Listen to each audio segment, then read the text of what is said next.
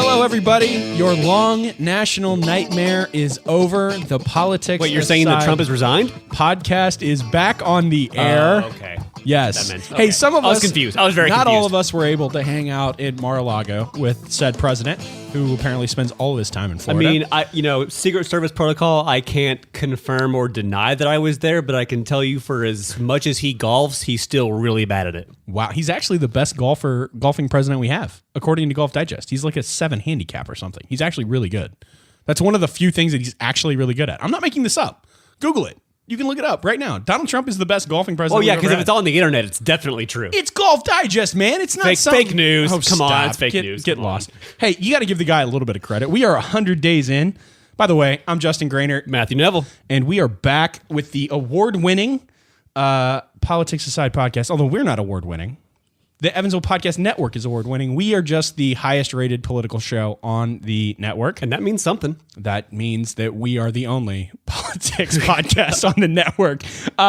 Well, it is good to be back. Like I said, we inadvertently took a month off. Matt Little Neville was in Florida for a couple of weeks, and the legislative session was ending up in Indianapolis, so I was out of commission there. We are actually going to have a guest next week. State Representative Wendy McNamara is going to join us, and we will talk much more about Indianapolis and the State House next week. We're 100 days into the Trump administration. It feels longer. God, it really does. God, I know. So, as sort of an overview of the first 102 days, I believe we are at, of the Trump administration, Matt and I played a little game called Wins and Losses. One of them will take a little longer than the other. Yes, one of them is a short list. The other one is not very short at all. So, very quickly, I would say that the Keystone Pipeline, granted by executive order, was somewhat of a win. I think it's going to create some jobs. I think it was long overdue. I think this is one of those deals where the State Department played more politics than they should have in the Obama administration. Thanks, Sierra Club. Please don't let any of the haters come at me for that. I'm probably going to get in trouble. But I always just enjoy listening to John Blair. Republicans brag about executive orders. It's just John Blair is going to. I was throwing that as a negative caveat. That one has to be done by executive order. That one had to be signed by executive order. I don't think there was a legislative piece to it, or Congress would have just done it. However, I will say, again, I'm not a fan of the executive order. Never have been. But apparently this Congress is having trouble getting their ducks in a row. We'll talk about more of that in a minute. So you got the Keystone Pipeline. I'd say that's a win. You got some regulatory reform to rein in the executive branch of the federal government. I happen to think that's a pretty good idea. Not 100% sold on the whole 2-for-1 swap thing. I think there's a better way you could attack unnecessary regulation, but than just assigning random numbers to go along with it. We're going to pass one, you're going to take 2 of them away. Very arbitrary. It sounds good on paper. Good. Well, but here's the deal. There are so many unnecessary regulations in the federal government that at least initially it shouldn't be that tough. However, for a long-term strategy, I'm not really sure that's a good idea. I think we're learning that there's not a whole lot of long-term strategery planning going on within the Trump White House. I think it's one of the things that we've vastly been noticing here. Yeah. Gorsuch, I'd say that's a win. I will say, Matt and I, during the hiatus of the podcast, it was probably good because Matt and I had several minor yelling match meltdowns. We had some very nice messenger exchanges. They were not very nice. Names were called. Various insults were strewn. It was not very much in the tone of the Politics Aside podcast. I'll just leave it at that. That's true. If we were ever to release the exchange, we would have to edit it significantly. It could be on Showtime. I mean, it's true. It could be. However, Gorsuch is on the court. He's on the court. While I'm not a huge fan of the nuclear option being evoked, I thought very passionately that Chuck Schumer made a strategic mistake in laying the gauntlet of Merrick Garland on the feet of Neil Gorsuch. I think you're gonna have problems now because the next 2 retirees are Justice Kennedy and Ruth Bader Ginsburg, most likely. Whether she means to or not. I mean, we will weekend at Bernie's her for however long that we need to you better in order to keep Donald Trump from putting somebody else on the court. This is the point. Gorsuch is not out of the mainstream, I don't think. Yes, he is a conservative, but he's no more a conservative than Merrick Garland is a liberal. I happen to think. Oh, come on now. Come on now. Both of them are fairly mainstream. You said yourself right before you would have voted for Gorsuch to put him on the court. You said it. I have witnesses. I did. Jason heard it. I am not. I would have done exactly what Joe Donnelly did, but this idea that out of the realm of Gorsuch is as conservative as Garland was liberal. I disagree with that wholeheartedly. But again, needless to say, you can't say that Gorsuch is outside of the mainstream. We agree we weren't going to fight on this. Well, apparently, feelings are still a little iffy. Well, here's my larger point is this. I think Schumer, if you're going to use the Merrick Garland issue, you should have burned that bullet on when Kennedy retires or when Ruth Bader Ginsburg retires. Because now you've opened Pandora's box. Because Gorsuch is very much more in line with Scalia, which leaves the court at a net even, right? There's there's 4 conservatives, there's 4 liberals, and there's Kennedy that leans Republican or leans conservative more than not, but can be a swing vote. Yeah. You're not going to take that swing vote and you're going to need 51 votes to put somebody to the right of Clarence Thomas on the court now. And if it's Bader Ginsburg, now it's 6-3. Now what do you do? But you've also been of the thought process that they would have only have done this for Gorsuch, and they would have that they wouldn't have done this no matter what, no matter when this happened, no matter when a Supreme Court justice vacancy was going to be. No. They were going to pull this to get somebody on the court. I don't think so. I think you could have. I think if you're Chuck Schumer, you play the longer game than he did, and I think this is the larger problem with politicizing the court is you wasted the one bullet that you had. You had the moral high ground on Merrick Garland, right? You did. Absolutely. I'll absolutely admit it, in spite of the fact that this was a fight picked by the liberals and they got beat by it, but. Again, we might have to release the long form yelling. There'll have to be text messages at some point. But I think if Schumer's smarter, you pick the fight on a seat that matters more than Scalia does. You have a Republican Senate, and you have a Republican president. You know good and well that a Republican is going to, or a conservative leaning justice. I shouldn't use the R&D thing, but you're going to get a conservative leaning justice to replace Scalia, right? You're not losing anything on the court there. When it's a Kennedy seat or it's Ruth Bader Ginsburg, that's when it gets real. Now we're going back to Clarence Thomas replacing Thurgood Marshall on the court. And then they do the exact same thing as they did with Gorsuch. But I think at that point, though, you force the issue on the seat that matters. You don't force it on, because without having to evoke the nuclear option, you've now put Donald Trump in a position where he has to at least find somebody that's in the mainstream because the nuclear option hasn't been evoked.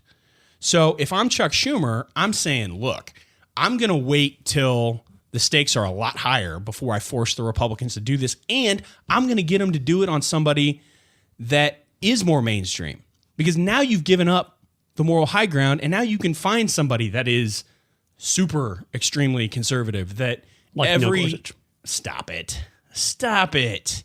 No. I'm talking like super extreme. And now you're going to lose that fight with 51 votes, and there's nobody to blame but Chuck Schumer now. See, but your entire thinking on it is that if they had simply sat this one out, and if Ruth Bader Ginsburg retires in a year for whatever reason, that they weren't going to use a nuclear option to put on whoever they wanted anyways. They absolutely would have, and you can never convince me otherwise. Okay. I tend to think that Mitch McConnell has more respect for the Senate than that. I think, again, this was an ill-timed filibuster of a nominee that was more than qualified to be on the court. And I think the larger issue here is that the Democrats across the board fail to play the long game. But you're assuming there is a long game, and I'm assuming that there's not. That's fair. And that's the difference in our thinking. And I think that's sort of the difference that we have. If I'm Chuck Schumer and the court basically stays where it's at, 5-4, you're replacing a conservative with a conservative. Probably, I mean, I would have to think Neil Gorsuch is not as conservative as Antonin Scalia. Certainly. Some have said less, some have said more. It just kind of varies on the issue, on what you're looking at. Fair, but I think over the long haul, I don't think he's going to be as conservative as Scalia is. I think he's going to be much more practical about certain issues that you guys are going to be in favor of than Scalia ever would have been. I just think you force the issue on a candidate that you shouldn't have forced it on. But my guess is that Chuck Schumer looks at it the very similar way that I do, is that no matter who it was that was no longer on the court, Mitch McConnell was going to use the nuclear option whenever it came. Whenever the opportunity came on that Supreme Court seat, he was going to use it. But I don't. So why save it for a theoretical possible later on? Well, I think you do it for the institution of the Senate. I think for one, I think that should have factored in somewhere to somebody. I just happen to think that way. I was an intern in the Senate. I have long respected the institution. And maybe, I do have some rose-colored glasses because I was an intern for McConnell and do have the highest regard for the senator. I am somewhat of a homer on that. I will readily admit. However, again, you and I are just going to, you're coming at... We got a lot more that I know we want to discuss. Right. But I do think, we are at least not name-calling this time. So there's that. We made some improvement. Okay. And then I think the CR, is a win. I think, the Republicans got their act together. I think it's a double-edged sword, though. I think it's definitely a win for my side. I mean, if you look at what's in there, it is... Right. Well, and I also think... there's no funding for the border wall. There's no money for a deportation force. There's no cuts to sanctuary cities. There's no cuts to Planned Parenthood funding. And there's no cuts to Obamacare subsidies. Where did the Republicans win in that? Where did Donald Trump get really shut down anything the government? That's how we won. I think we win by, being quasi-responsible. That's a new thing. It's a win. It's a win-loss, though, for President Trump. Do we have any word that he's going to sign it, though? All I've heard is we've got an agreement in Congress. I don't know necessarily Donald Trump's going to sign it. Who really knows? I mean, I would imagine. I would hope that they're going to would negotiate, knowing what he will and what he won't. Right. What does CR stand for? Continuing resolution. Okay. That will fund the government because we apparently don't pass, full-on funding measures like we used to anymore. But that's a larger Washington. That's a longer issue. That is a civics lesson we need to have on this podcast at some point, but it's not going to be today, everybody. Professor Grainert today will be letting us know about continuing resolutions and budgets. So do you want me to let you lead with the loss column, or do you want me to start it off and you get your one-liners in? I don't know where we begin on the losses. I think we can start with the Obamacare repeal, which was a absolutely catastrophic loss for them. I don't know that it was a catastrophic loss in that we're still talking about it. I think it was completely mishandled, and this idea that you had to put a time frame on it is the problem. The other point I would make on that is the outrage that goes on was really kind of funny because regardless of what was in the House bill, there's a whole other, whenever people freak out about the first draft of anything, it always makes me laugh because there is no way in hell that the House version is getting through the United States Senate. No. Not at all. Even Republican senators said it wouldn't. Most of the Republican senators said they didn't. It's a dead on arrival. So the Senate's going to get their hands on it, and then you're going to go to a conference committee, and you're going to hash it out, and you're going to come up with a bill that hopefully addresses the issues that the American people have with Obamacare and still keeps people covered. Right. But this whole liberal outrage, and we did it when we were Republicans. We all freak out on our conservative liberal bends and say, oh my God, the other side's trying to kill people and it's the worst bill ever. Every idea, every piece of legislation of any sort of consequence and meaning and anything that size, certainly when you're talking about the entire healthcare system in the country. It's like a fifth of the... Right. Yeah. It's not going to be perfect out the gate. There's going to be... Now, should they have had more work at the committee level? Probably. But they had committee hearings. They had several committee hearings on the issue. Now, they ran them... Some of them at 3 in the morning. Well, they were continuous. They started at a reasonable hour and continued through till 3 a.m. or whatever time it was. It was late. But they had them. But I still think you could have done more work at that point and taken it more seriously. I mean, Obamacare took over a year to get it through the entire process and get it voted on. Right. I mean, can you imagine? And the Democrats had majorities too. I mean, it wasn't like they needed. And if the Obamacare bill had been announced that it was going to be brought to a vote, and then they pulled it because they didn't have the votes, that would have been viewed as a catastrophic loss for Obama by Republicans. Absolutely would have been. And that'd have been right. Right. No, I agree completely. I still think, I don't want to say that it's still a loss because, again, they're still going back to the well, but I don't know they have the votes yet either. For round 2, it doesn't sound like. I mean, they're closer. It's pretty than what close. they were, but I mean, it may be one of those where they get by 2 or 3, and and that's fine. All it needs is you need one more vote than not. Yeah, you need 50% plus 1 to get it through the House. But again, regardless of what they pass, it's got to go through the Senate, and then it's got to get to the president and be signed, and the House has to agree to the Senate changes and vice versa. Like.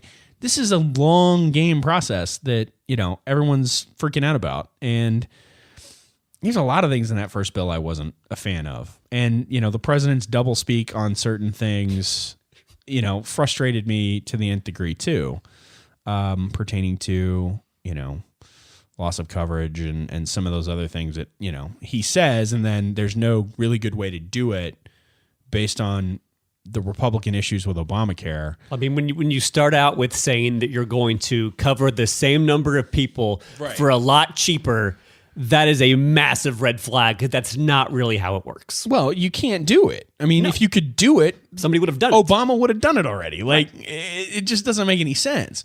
So anyway, that is, I say it is an early loss in the first 100 days, but it is not dead yet in that the House is still trying to get something done. Right. Your next loss? I mean, do we want to talk about Sean Spicer? I mean... Hey, look, man. Sean Spicer, he has the worst job ever. And he is playing to an audience of 1. Yeah. And it is the president, period.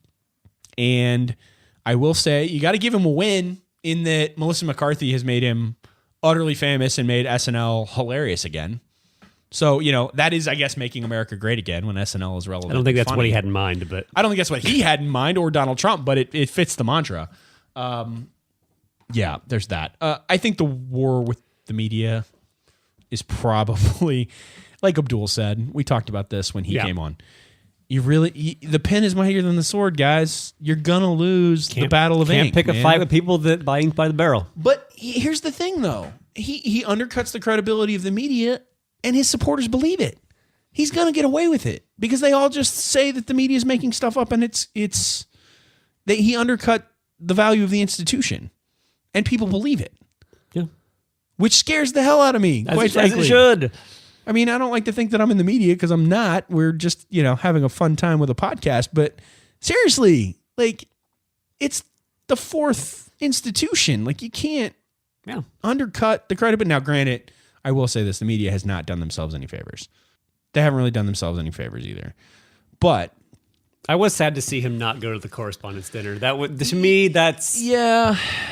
I think he'll be back. I think this was like a 1 year, I'm going to be petulant and send a message. And then, I mean, he said he'd open it up to future attendance. So hopefully he does. Because, I mean, really, if you can't laugh at yourself, come on. Did you watch the Correspondents' dinner at all? I saw the highlights of it. I did not watch it. I saw the jokes that I saw were pretty funny. I will admit. I feel like that. I mean, after I watched the Correspondents' dinner, I watched the Al Smith dinner, Trump's version of it, because I wanted to be able to picture in my head what it would look like. And I don't know if you've watched the Al Smith dinner jokes where, the Al Smith dinner, for those of you who don't know, it's a fundraiser for Catholic charities in New York City. Yep. Al Smith was the first Catholic to run for president. Mm-hmm. And so it's, raises millions of dollars for Catholic charities. The presidential nominees every 4 years go to it. They make very lighthearted jokes. They poke fun at themselves and each other and YouTube it. There's an amazing part where Trump starts a joke with Hillary Clinton is so crooked, and you see one of the guys just kind of have this deer in headlights look like, oh no, this shouldn't be happening. And Trump starts getting booed because he's making just terribly mean jokes. And I rewatched that again to kind of think about what it would have been like if he had been at the Correspondents' dinner, because that's one of my favorite events of the year, because I enjoy politics and I enjoy comedy, and it's the meshing of the two. Right. And everyone's making jokes about themselves. Obama, I think it was 2012, did the really good joke of showing his birth video, and it was the the start of The Lion King where they Yes. hold up the cup. I mean, Yes. it's where you can have a lot of fun and poke, I still remember- poke jokes, and everyone Yeah. made fun of Trump that one year, and Obama Yeah. made him run for president because he made fun of him. And Right. And so again, thanks Obama. And it all comes full circle. We can blame President Obama just for walked- the I current walked into that travesty. one, You didn't I? did. You walked. You know what? Next time, just let me shut the door in your face. It's easier. We're going to cut to a quick break. We've got some advertisers that we need to work in. We will be right back. Hey everybody, I'm Laura, the host of the Beyond Repair Show. On the Beyond Repair Show, I'll tackle your home repair questions and then go beyond to answer your life questions. How am I qualified? Well, I'm not really. However, I've tried things and I've made a lot of mistakes. That hasn't stopped me from telling others what to do. And each episode, I'll have the help of a different awesome guest host. To listen to the episodes or to submit your own repair question, find us at beyondrepairshow.com. So let's fix some stuff. You've got questions, we've got issues. And we are back. This is Justin and Matt. This is the Politics Aside podcast. I'm going to ask you a question.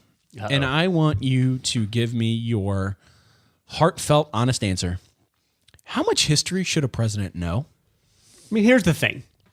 I don't expect a president to know a tremendous amount about history. You know, I'm a history nerd. I don't expect them to know everything. What? But I would like them to kind of have a basic understanding of history. Those that don't know history are doomed to repeat it, my man. It's like rule number 1. I agree. And we have a president that tried to correlate Andrew Jackson and the Civil War. And Andrew Jackson was mad about it. Yeah, apparently he was probably more mad that he'd been dead for 16 years. Now, for those of you that are not as historically nerdy as my co-host and I, Andrew Jackson had been dead for 16 years before. I have the quote. I really want to just read this quote. Because Okay. It's just amazing. Hey, can you do your best Trump impersonation while you read it? See, I can do a lot of impersonations. I can't do a good Trump one. Sad. I know. Terrible. Here's the quote. It was amazing. The people of Tennessee are amazing people. They love Andrew Jackson. They love Andrew Jackson in Tennessee. I mean, had Andrew Jackson been a little later, you wouldn't have had the Civil War. He was a very tough person, but he had a big heart. He was really angry that he saw what was happening with regard to the Civil War. He said, there's no reason for this. People don't realize, the Civil War. If you think about it, why? People don't ask that question. But why was there the Civil War? Why could that one not have been worked out? See, I don't expect him to know that Andrew Jackson died in 1845 because I'm a nerd and I know that.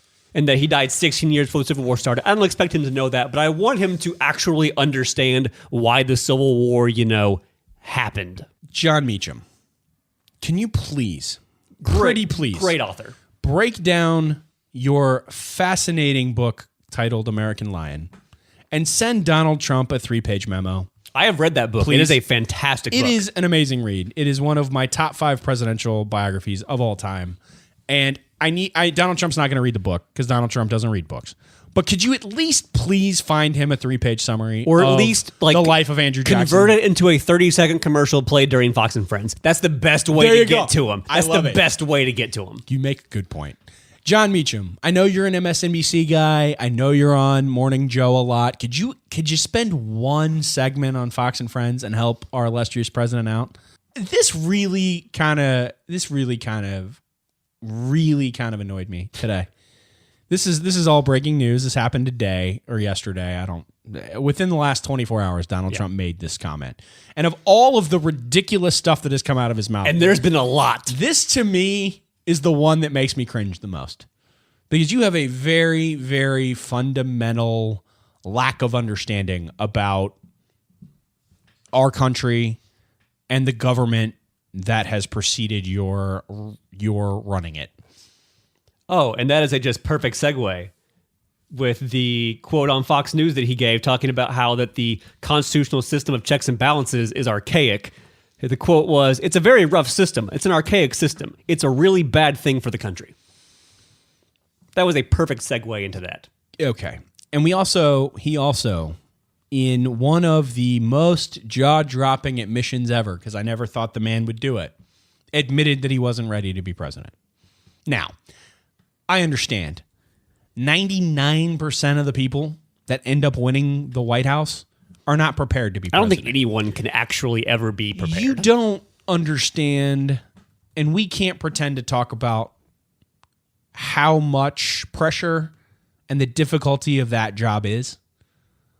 But Donald Trump was woefully unprepared to be president, which I have said from the beginning was he the thought most he thought it would be easier than running a Fortune his 500 real estate company or whatever. Are they a Fortune 500? I assume. I thought I don't believe so. Okay, I don't know. But and this is no offense to CEOs of massive corporations. You have a really hard job. I'm not even gonna undercut the level of difficult. I couldn't do it, I don't think. But let's be real. You're not making life or death decisions. You're not the president on of the a United daily States. basis. And the idea that he somehow thought that being president was going to be, quote, easier than running Trump Enterprises, whatever the hell his company is called, blows my ever-loving mind. Even mine. And I'm not, again, I've never been a Trump apologist. But this is insane. And I'm 2 for 2 in being, like, utterly offended today by the president based on those 2 interviews. It's still early. You're not at my level yet. I'm not at your level. But, yeah. I do feel like this president ought to read a history book or 50. He can come by my house. I have a bunch of them he can read, actually. When I read the Andrew Jackson quote, I thought back to the episode of The Office where Michael is up at corporate talking to the CFO, and he just starts rambling off this thing, and then he just looks in the camera and says, sometimes I'll start a sentence, I don't even know where it's going, I just hope I find it along the way. That's exactly what I thought of when I saw that Trump quote of he just started talking and was just going to just keep talking until he thought, that's the way to end that sentence. You know what? It's really funny that you say that because I'm rewatching The Office on Netflix right now, and that episode was like last week, and I literally was like, oh my God. That is the president of the United States. It is. And this was before the I wasn't prepared to be president quote or the Andrew Jackson rambling, Andrew Jackson and Tennessee love each other quote. I don't understand. And I sit back and I think, what might have been with President Rubio or President Bush? We tried President Bush. Or President Kasich. Yeah, Nancy Pelosi wants W back. That's a quote, too. That happened. Donald Trump is so viscerally offensive to Nancy Pelosi that she wants George W. Bush back. I second the motion. And most Democrats that I know want George W. There's a Bush lot of back. Republicans that probably want him back, too. We all want him back. I'd take W back in a heartbeat. Yeah, this is just rough. Just rough. Here we are, day 103 or whatever it is. 102. It's 102. I want credit for the extra day. 6% done of the whole term.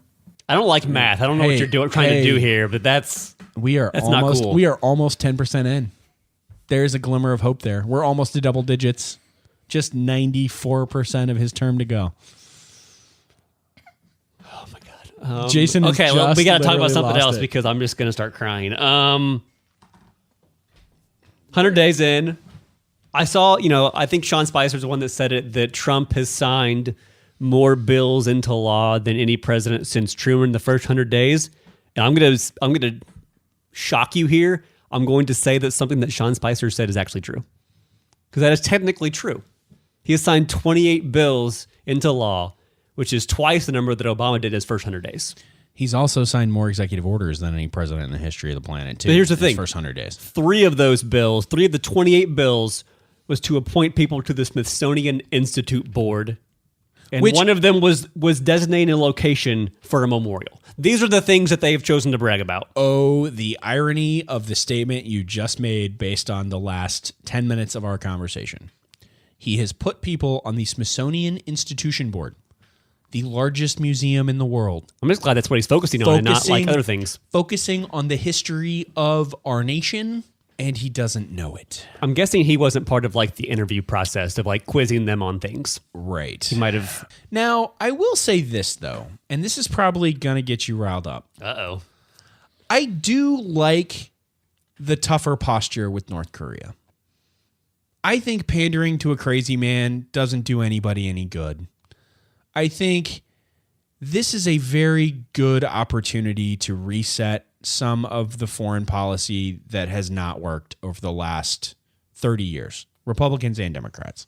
I'm not all that comfortable with some of the saber rattling.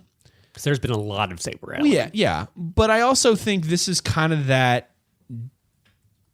watch what he does, not necessarily what he says kind of things. And this is where being a little unpredictable could be more beneficial than not in this case.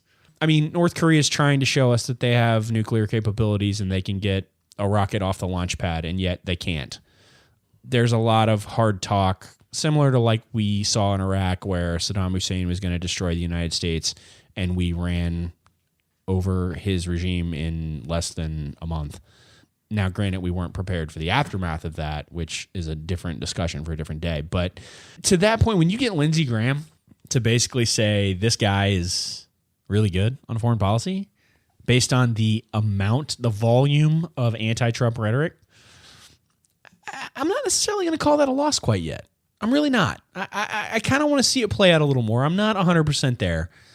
But I am intrigued by, and to be able to leverage North Korea in our talks with China, I think is interesting too, where he's trying to play North Korea off of China a little bit. I'll be interested to see how that plays out, oddly enough.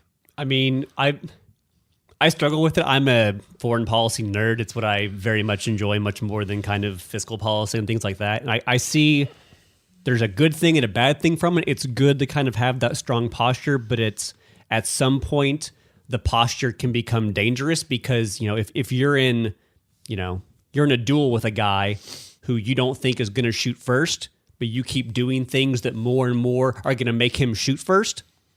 That's dangerous. If we keep posturing and pushing and pushing. But again, I think the difference here is we're carrying the 9mm and they're carrying an air pressurized BB gun. I mean, they are trying to get nuclear weapons, obviously, but nuclear weapons don't do you any good if you can't deliver them. So I think honestly, I'm sort of seeing a historical correlation here, and if somebody wants to correct me, please do. This is almost like a Cold War with China in a weird way, and we're using North Korea as sort of Cuba in a way where, North Korea is going to saber rattle, and yes, having nuclear weapons is a big deal, but again, until they have a way to deliver them, it's all just loud noise. But how does China handle that? Because China's kind of the big boy on the block, obviously in the Pacific.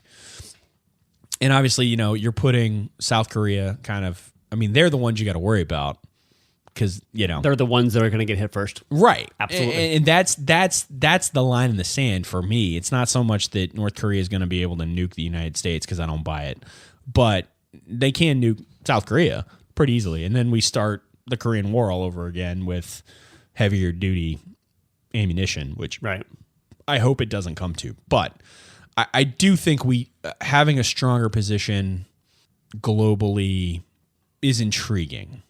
Again, I'm not willing to say it's going to be a huge win, but I do think letting Kim Jong-un just kind of have free reign to do whatever, and we act like, he's a legitimate player, I think is giving him more credit than he deserves. It's going to come down to China. China's going to have to be the one that really gets that entire region in order, and it's going to depend on how hard Trump pushes China, how, I saw that he stepped back a little bit on calling them a currency manipulator, which is going to help with those negotiations. Now, whether or not that was what he did, it was intending the entire time, I'm going to highly doubt. But now, I will say this too, and I'm going to chalk this up to a win. I know we talked about this earlier, and we didn't cover it in the first 100 days, but having General Mattis and General McMaster now as the what is his title? National Security Advisor. There you go. We've got the all-star team of foreign policy rolling right now, and I think that I got to give him credit for that. That's the strongest piece of his administration right now. Michael Flynn was a massive screw-up and probably going to be the downfall of his entire administration by the time we're done with it. But to get McMaster in, to get Bannon off the National Security Council's principal list, basically putting Steve Bannon in a corner for the last month and a half, there is some movement that, while crazy, Donald Trump's not completely crazy, and that he does on some level want to succeed as president. I just think he can't stop the stuff that comes out of his mouth sometimes. And if they could just sit on that and let the guys that are in charge of these, cabinet positions do their thing, and he is a CEO, president, we may actually survive. The problem is, if you want to classify as an all-star team, it's like having, the 98 Bulls at center, both forwards and shooting guard, and me playing point guard, bringing the ball up the court. Yeah. You're going to have some issues there because you've got someone that doesn't know what they're doing and can't play at that level. But and when again, Donald Trump is the one making every decision, that's the issue. Well, and I think, too, it goes back to, are you trying to be the CEO, the chairman of the board? Or are you trying to be like the guy that's moving the crank? And everybody has sort of said Donald Trump, is more of a chairman of the board figure, which is great because that's his strong suit. But you have to let the people underneath you do their jobs instead of meandering into meetings randomly and deciding what you're going to do on the fly, or opening your mouth, popping off something that no one's prepared to deal with, and then having to clean it up. Like the entire Twitter history of Donald Trump. Right. I mean, it's a walking oxymoron. Yeah. I mean, we've seen it 8,000 times in 100 days. He really needs to clean that up. He really, just for everyone's sanity. Twitter. I've asked this. We're 100 days in. Can you just take the guy off Twitter? Can we just make that a thing? Please, I'm begging you. I need it for entertainment. I just need it. I gotta have it. I gotta have it for entertainment purposes. All right. Speaking of entertainment purposes, we're going to cut to another great ad from one of our fine sponsors. We will be right back. Oh, hello there. My name is Jason, and I'm the host of Evansville Podcast, proud member of the Evansville Podcast Network. On the Evansville Podcast, we talk with people in and around Evansville that own businesses, put on events, or are doing interesting things in the tri-state. So check us out at evansvillepodcast.com or find us on your favorite podcast app and learn something you didn't know about life in Evansville. Good job, everybody. All right. We've officially made it in the world. We've had 2 ad breaks in our podcast. This is what happens when we take a month off. I'm Justin Grainer. Matthew Neville. This is the Politics Aside podcast. Now we're going to have a fight. Now it is going to get real. I'm just going to warn you now. So this started as a war of words via instant messenger yet again. Recently on the was it the flight back from South Korea when Mike Pence stared down the North Koreans in an act of sheer manly bravenness? There was a lot of squinting involved too. I think it was right outside, but well, and quite frankly, I think it was a good day for the vice president. I think going to the border there and the demilitarized zone and watching the North Koreans freak out and take pictures of the second in command of the United States is always kind of a cool deal, in spite of some of the, Superman photos that we got of the vice president glowering at North Korea. On the flight back, the media was complaining about being forced to watch the movie Hoosiers, which started a full-on war about the best sports movies of all time. Now, I'm going to preface this because I do feel like in our original discussion that you were somehow upset that the vice president did it. I don't care about the vice president forcing Hoosiers on people.